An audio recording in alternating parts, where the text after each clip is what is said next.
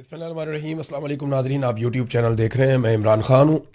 American को भी ये खदशा रहता है, लेकिन खित्ते में अमरीकी हथियार इतनी बड़ी मिकदार में मौजूद हैं कि उनका कंट्रोल खित्ते पे बेहतर है। लेकिन ईरान का कम से कम अपने मुल्क में और आबना हुर्मत में तो अच्छा कंट्रोल है। और ये छेड़ बनी हुई है डोनाल्ड ट्रंप के लिए कि आबना हुर्मत को कैसे खुलवाना है।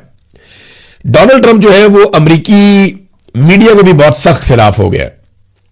डोनाल्ड ट्रंप ने कहा कि मैं एक जंग जीत रहा हूं, बहुत बड़े फर्क से जीत रहा हूं, हालात बहुत अच्छे जा रहे हैं, हमारी फौज ने शानदार कारकर्दगी दिखाई है।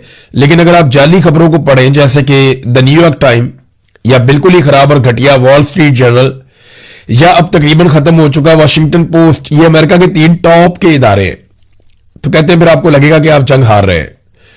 दुश्मन उलझन में है क्योंकि वो भी यही मीडिया रिपोर्ट्स देखते हैं, लेकिन वो ये भी जानते हैं कि इनकी बहरिया मुकम्मल तौर पर तबाह हो चुकी है, उनकी फजाइया अंधेरे रनवेज पर चली गई है और उनके पास कोई एंटी मिसाइल या एंटी एयरक्राफ्ट निजाम नहीं बचा।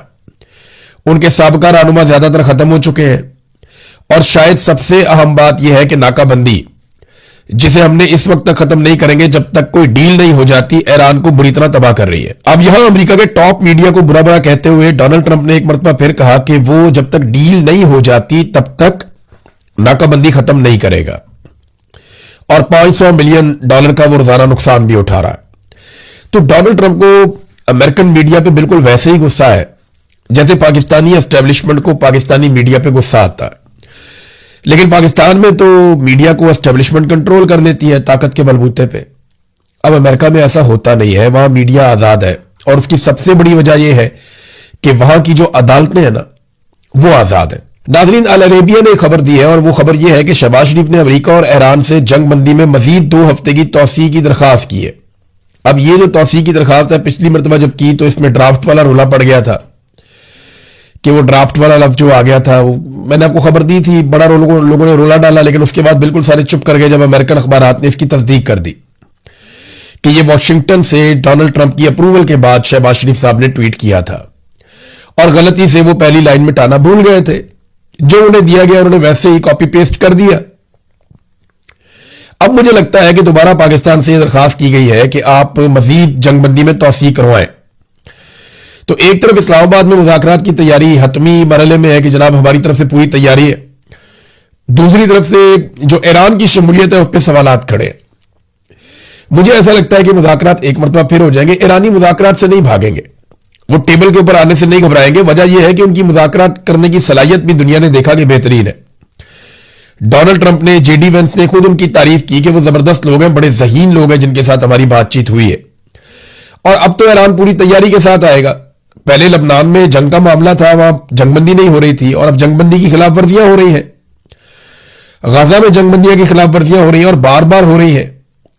और दूसरा, अमेरिका ने खुद नाकाबंदी करके स्ट्रेट ऑफ होर्मुज की एक जंगबंदी की बड़ी खिलाफ वर्जी कर दी है। पाकिस्तान में वे एक फील्ड मार्शल आसिम मुनीर की बात भी हुई है, और वो बात हुई डोनाल्ड ट्रंप से। तो पाकिस्तान ने अमेरिका को यह यकीन दिलाया है, या ट्रंप को यह यकीन दिलाया है कि ईरान जरूर मुज़ाकरात में आएगा भी, और ईरान कुछ चीजों में लचक भी दिखाएगा। लेकिन अमेरिका को भी कुछ चीजों में लचक दिखानी पड़ेगी।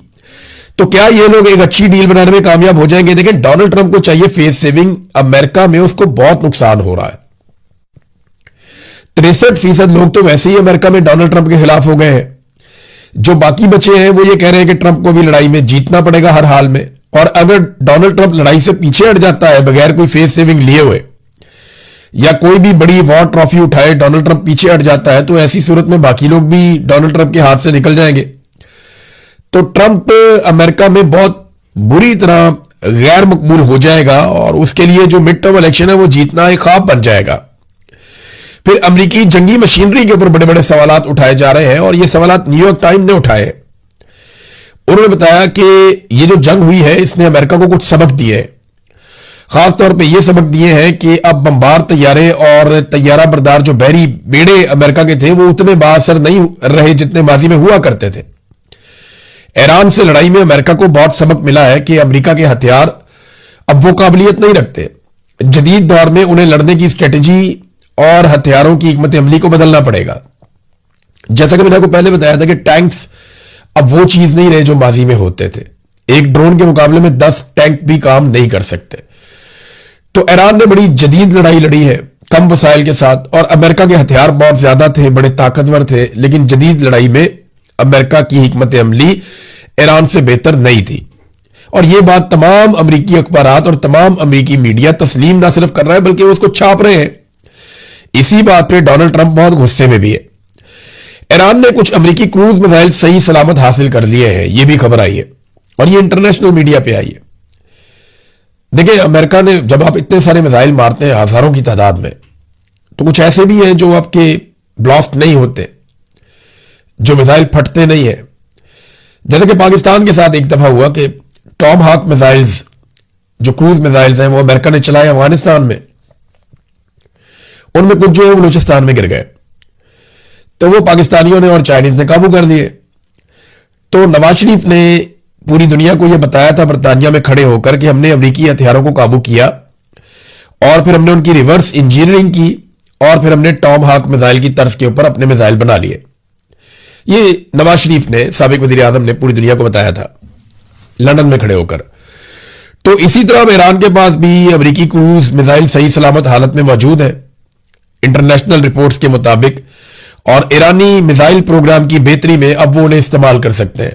तो ये भी अमेरिका के लिए एक पंगा। तो ये लड़ाई बहुत सारे हवालों से अमेरिका के लिए मुश्किलात पैदा करेगी, इसराइल के लिए भी मुश्किलात पैदा करेगी, क्योंकि खित्ते में इसराइल ने रहना है और लड़ाई इसराइल की ईरान के साथ होनी है। अमेरिका तो इस लड़ाई से अब निकलेगा तो अमेरिका सोच समझ के ही दोबारा आएगा, तो इस लड़ाई में आएगा, वरना अमेरिका के लिए मुश्किल है। क्योंकि देखें, डोनाल्ड ट्रंप के साथ जो कुछ हो रहा है, या उनकी मकबूलियत जिस तरह गिरी है, या इस जंग में अमेरिका जिस तरह एक्सपोज हुआ है, अमेरिका की चौधराहट जैसे जाया हुई है, इन सारी चीजों को लेकर कोई भी सदर इस चक्कर में दोबारा नहीं पड़ेगा।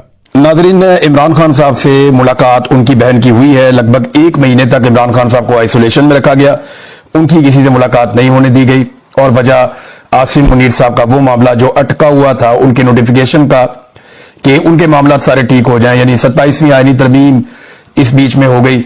इमरान खान साहब से किसी को नहीं मिलवाया गया। अभी तो इमरान खान साहब को यह नहीं पता कि 27वीं आईनी तरमीम ने पाकिस्तानियों के साथ किया क्या है।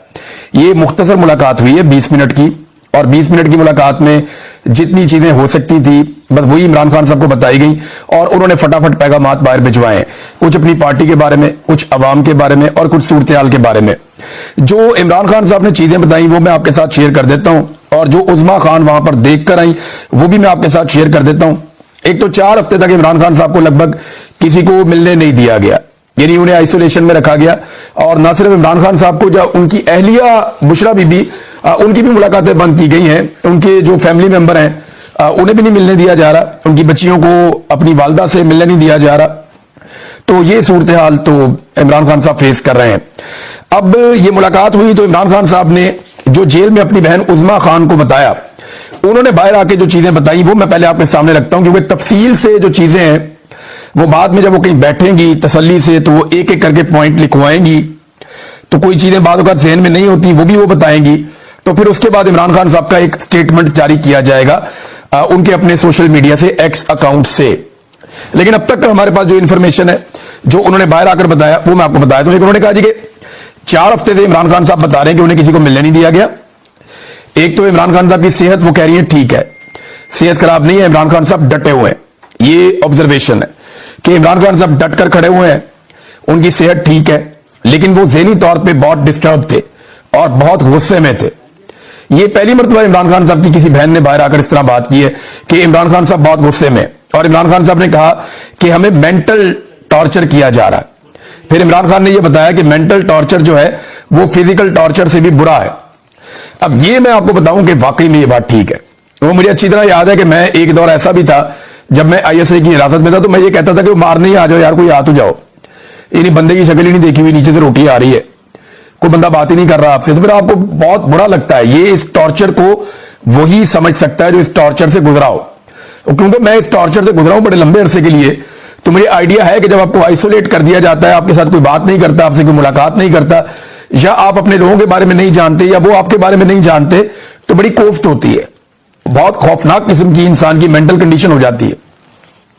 तो इमरान खान साहब जैसे मजबूत आसाब के आदमी को मेंटल टॉर्चर किया जा रहा है, और ये फिजिकल टॉर्चर से बुरा है। ये इमरान खान साहब ने कहा। अच्छा, अब इमरान खान साहब ने जो बात आसिम मुनीर साहब के बारे में कही और इस सारे टॉर्चर के बारे में कही, एक तो जब उन्हें बताया गया कि नौरीन जो इमरान खान साहब की बहन है उनको जब मारा गया, ये जब इमरान खान साहब को पता चला तो वो बहुत डिस्टर्ब हो गए। लेकिन कोई भी भाई होगा जब उसे पता चलेगा कि उसकी बहन को, वो उसे मिलने के लिए आई और बाहर वो सड़क पे मौजूद थी और उसको वहां पे पकड़ के घसीटा गया, उसके ऊपर वहां पे टॉर्चर किया गया, जब वो ऐसी सूरत-ए-हाल पता चलेगी किसी भी भाई को तो वो डिस्टर्ब हो जाएगा। तो इमरान खान साहब डिस्टर्ब हो गए। अब उज़मा खान साहिबा ने ये कहा कि मैं जरा अच्छे अल्फाज में बताती हूं, क्योंकि मैं भी जानता हूं, आप सारे भी जानते हैं कि इमरान खान साहब ने किस किस्म के अल्फाज इस्तेमाल किए होंगे जेल के अंदर बैठकर। लेकिन उन्होंने कहा जी मैं जरा अच्छे अल्फाज में बता देती हूं वो बात जो इमरान खान साहब ने कही है। उन्होंने कहा जी ये जो भी हो रहा है ये आसिम मुनीर करवा रहा है, ये ज़हनी मरीज है और इस घटिया लेवल तक आसिम मुनीर ही उतर सकता है, ये इमरान खान साहब ने कहा। फिर उन्होंने कहा देखें ना आप नौरीन खादम की आप उम्र देखें कि वो एक उम्र रसीदा खातून है और बड़ी जेंटल सी खातून है, वो तो किसी को कुछ कहती भी नहीं है और ज्यादा अग्रेसिव भी नहीं है, कोई ऐसी बात भी नहीं करती। तो फिर क्यों उनके ऊपर इस किस्म का टॉर्चर किया गया? इमरान खान साहब को इस बात पे बहुत गुस्सा था। ना सिर्फ ये बल्कि इमरान खान साहब ने इस मौके पर यास्मीन राशिद साहिबा का जिक्र किया कि देखें खातून होने के बावजूद उनके साथ ये रिजीम क्या कर रहा है। बुशरा बीबी को भी अपने बच्चों से नहीं मिलने दिया जा रहा और ये सारा कुछ आसिम मुनीर की हदायत पर हो रहा है। ये सारा कुछ बताते हुए इमरान खान साहब बहुत गुस्से में थे। उन्होंने बताया मेरे साथ भी जो कुछ हो रहा है या मुझे जो एक मेंटल टॉर्चर किया जा रहा है ये आसिम मुनीर की हदायत पे किया जा रहा है और इसके पीछे वही है। फिर अपनी पार्टी के लिए इमरान खान साहब ने कुछ हदायत दी हैं। एक तो इमरान खान साहब ने कहा कि जो इलेक्शन बाहर के हो रहे हैं इसमें हामिद खान और सलमान अकरम राजा ये दोनों मिलकर फैसला करेंगे। सलमान अकरम राजा साहब का मतलब यह है कि फिर वो जो इंतजार हुसैन पंजूथा या बाकी सारी पार्टी की जो लॉयर्स का पूरा एक सेटअप है वो और हामिद खान साहब ये मिलकर फैसला करेंगे और ये उम्मीदवार मुंतखब करेंगे।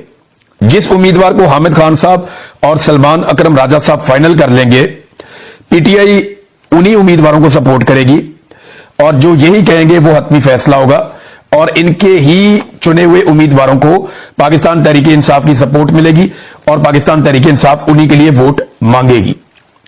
फिर इमरान खान साहब ने कहा कि अल्लामा राजा नासिर अब्बास और महमूद अचकज़ई इन दोनों की मैं बहुत रिस्पेक्ट करता हूं, मेरे दिल में इनके लिए बहुत इज्जत है। और इमरान खान साहब ने हैरत का इजहार किया, परेशानी का भी, कि अभी तक इन्हें क्यों नहीं अपोजिशन लीडर बनाया गया। फिर इमरान खान साहब ने अपनी पार्टी के लिए हिदायत जारी की कि आप इस बात को यकीनी बनाएं, एहतजाज करें, जोर लगाएं कि कुछ भी हो इनका नोटिफिकेशन जारी करवाएं। मुझे हैरत है कि अभी तक नोटिफिकेशन क्यों जारी नहीं हुआ अचकज़ई को कौमी असम्बली का, जबकि अल्लामा राजा नासिर अब्बास साहब को सेनेट का अपोजिशन लीडर बनाया जाए।